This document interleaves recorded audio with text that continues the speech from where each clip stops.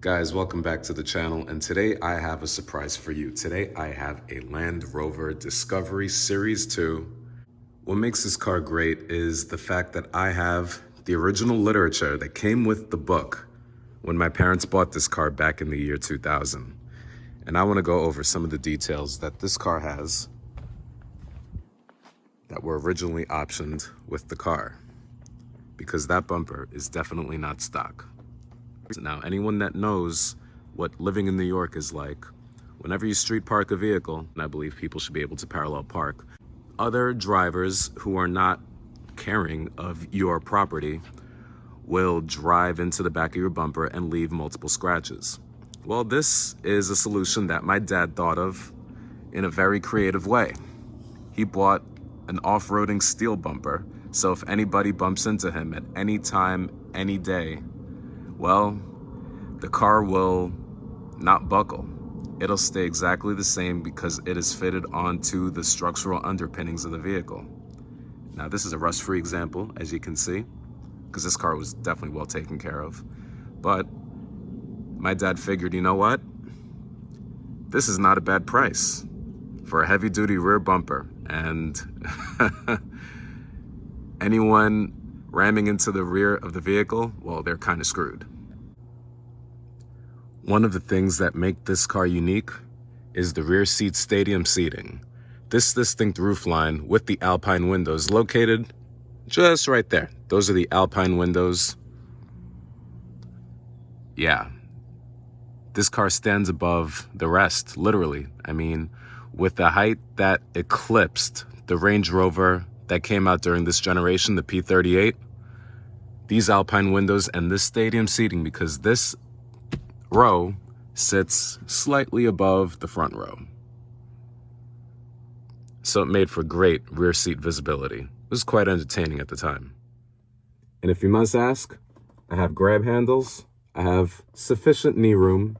I barely clear the back seat, but I do have plenty of headroom sitting in the back seat of this Discovery Series 2. The first Discovery was a little bit Spartan, and the American market made that very clear. They wanted Range Rover appointments on their Discovery. So that's why you see pipe seats on the Bahama beige leather. Despite the use of upgraded materials that were incorporated into the Series 2 Land Rover, an abundance of plastics were used in order to keep the cost down, in order to keep the Discovery at a lower price than the bigger brother Range Rover. And if you notice anything, this dashboard is the same exact dashboard that is used in the soft dash version of the final 1995 Range Rover that I previously drove for quite some time in the previous year. This was an effort to incorporate an upscale version of the Discovery by saying this has Range Rover features. Well, this was the final version, the 1995 dashboard, the soft dash as Land Rover enthusiasts know it. But the only thing that they did was change a few things, including the passenger side airbag, which is more streamlined into the lines of the dashboard. And they upgraded the steering wheel in order to keep up with the airbag safety standards of the 2000s, the 1997 federal standards. And they incorporated a new gauge cluster as well as a more modern radio featuring a cassette deck. So many small features, including the air conditioning system, were upgraded, but the structure behind the underpinnings of this dashboard remained the same. The condition of this leather is a bit of a time capsule because it was never commissioned to daily driver use. Only the driver's seat has a little bit of wrinkling on the leather, but as you can see, there's no cracks. This leather was meticulously conditioned since the day my parents first bought this car. Everything is pretty much in perfect condition. The only thing that needs to be reconditioned is pretty much the plastic in the middle, but a little bit of linseed oil should fix that right up. A personal upgrade that I made was the shift boots. the low range shift boot, as well as the emergency parking brake. I got it stitched in the color of the leather, which is Bahama beige leather. And I got this Italian leather shift boot, which was custom made for this vehicle. And it was definitely a worthy upgrade because the original vinyl shift boot covers, they didn't really last the test of time, but these certainly will. As I've said before, the humidity does take a toll on the interior plastic surfaces, especially a car that would live in a state that has a very high humidity. And being that the car is pretty much stuck indoors, yeah, the humidity does take a toll and it dries up the plastic. Now, being that plastic is a petroleum-derived product, meaning that it comes from petroleum, all that oil evaporates with the humidity. And being that the oil mixes with the evaporative properties of this surface, it'll cause a lot of cracking to occur. So you have to reintroduce oils to the top surface in order to somewhat restore the integrity of the plastic surface. So by taking an oil-based product, such as linseed oil, and reintroducing it onto the plastic surface, you could see the colors start to come back. Now, this has to be done on a regular basis in order for the cracking to be prevented at a later time. And ABS plastics that are common to all Land Rover products of this generation and during this time are prone to cracking, especially under different conditions and different climates that they're exposed to. And you liberally apply the product, and that dry, ashy appearance will disappear. And you can see there's a slight crack even right over here. But it is the original box in the center console that came with the car, so it shall stay. But it looks a lot better than it did just 1.5 minutes ago. And that was only applying a little bit of linseed oil. And this will basically work with any petroleum-based product. Even like the vinyls, the vinyl conditioners that you can buy at an auto store, those work. They definitely work. But I think a cheaper solution is just mixing your own solution that works for you. And for me, it's linseed oil and a little bit of petroleum-based concoctions that have worked for me over the course of time. And now I'm willing to share them in the description below. Just ask and I shall share. Now you can already see that the condition of the plastic in just a few short minutes has already been revived.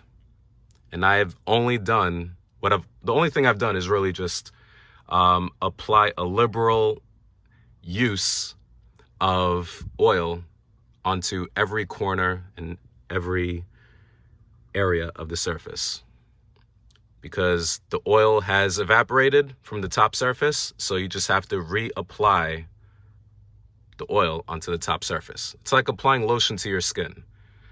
If you don't condition your skin, watch how fast you will age. If you notice above me, there is a sunroof on this vehicle. But if you notice even closely, there is not a sunroof in the second pod. Now, that was a dealership option because all sunroofs, when Land Rovers were delivered to the ports in Maryland, because that's where Maryland is the location where all Land Rovers are delivered. And all Land Rovers, it was interesting at the time, in order to keep the costs down, manufacturing costs down, all sunroofs, the dual sunroofs, were installed at the dealerships at their own cost. And you had an option at whatever dealership you bought your car from. You can either get one sunroof or two. Normally, everyone would option for the dual sunroof, but in order to keep the cost down, it was $1,500 because that was the cost according to the window stickers. $1,500 for the dual sunroofs, but if you only wanted to get one, you paid $750. And my parents were like, well, we're not getting the rear jump seats, so no one's ever gonna sit back there, which I thought was a mistake. But you know, I was a teenager and I didn't open my mouth and I didn't voice my opinion. And they only got one sunroof because they're like, we're sitting in the front, we're driving the car, we only need one sunroof and no one's ever gonna sit back there. Which I used to sit back there, so I wanted that extra sunroof because I wanted to look at the sky, and this was before panoramic sunroofs were even a thing. So yeah, my parents optioned for the one sunroof, and I still wish I could get that second sunroof installed. But, you know, that's here nor there. I like this car because this is a dealership option that not many vehicles have. How many Discoveries do you see with only one sunroof? This may be the only one, and it's optioned from the dealer. So this makes it a truly rare bird. Another thing you may be noticing is, why is the headliner in suede? Well, the original headliner, the minute that this car came to Florida, the original headliner started to sag. As soon as the sagging occurred, yeah, I took the liberty of installing a suede headliner because I thought that it would better match with the suede appointments that are included on the door surfaces. And these suede or Alcantara surfaces are stock. So I figured, why not have some continuity and match the Alcantara to the color of the vehicle. And it certainly looked amazing for the longest time, but humidity after another 10 years does take its toll. So that job has to be done once again. What makes this car special is also the off-road capability, which is the reason why most people buy these cars in the first place. Unfortunately, for many people, they don't use this car for its true intended purposes. But my mom at the time was very concerned about using this car in a location where, you know, it will blend in with the trees. So that's why the Kent green color, Kent green, let me give a better look, a longer look. These were all the available colors in the year 2000, including, cloth upholstery, which now looks really cool, but at the time everybody was obsessed with leather. And yeah, some of the color options. But the Kent green was the car that was at the dealership that my mom saw and was like, that needs to be mine. And it became her car, and it still is her car. My mom drives this car. This is her Florida car, yeah. This is a car that she drives everywhere. So if you see my mom on the road in Florida, just wave.